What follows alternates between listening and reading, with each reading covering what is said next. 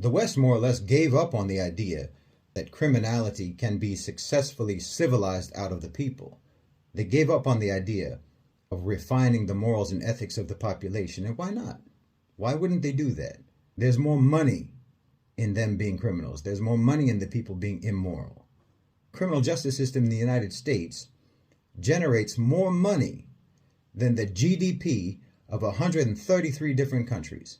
You know, private for-profit prisons make hundreds of millions of dollars a year. Local, state, and federal governments rake in about $50 billion a year just in fines and penalties, criminal fines and penalties. And of course, it's not just that.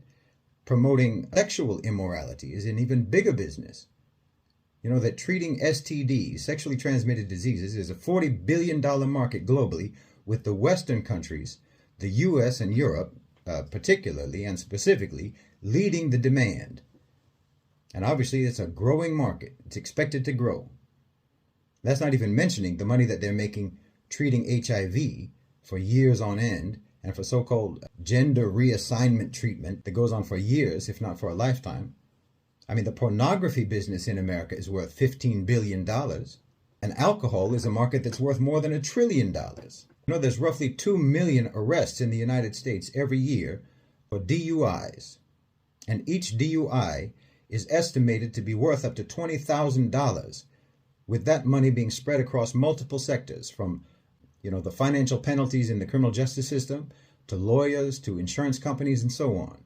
Not to mention the medical bills for all the people who get injured, and for the funeral expenses, like more than 10,000 people every year who die in drunk driving crashes. So yeah, of course, Western society is not interested in their people being civilized, being moral, having some kind of moral discipline and self-control.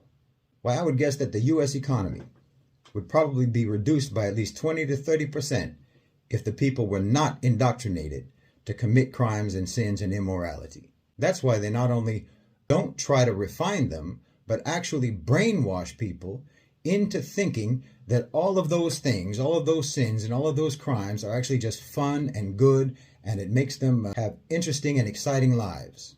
It makes them think that it's them being free and independent and individualistic and all that. Makes them think that they're in a movie. When actually they're all just being sold into hell. Hell on earth and hell in the hereafter. But they don't want you to believe.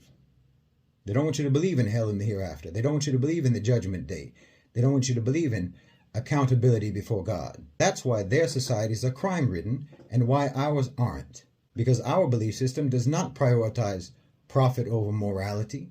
Our belief system prioritizes saving people from sin and wrongdoing and saving them from hell on earth and hell in the hereafter. We want people to be good and to lead good lives. We want the people to treat sins like the crimes they are, so that they'll be afraid of committing them. Not just afraid of the punishment if they get caught. I mean, in Islam, you have to understand, in Islam, we believe that if you do commit a crime and you do suffer the punishment for that crime, if you get the Had punishment for that crime, then you're cleared of it in the hereafter.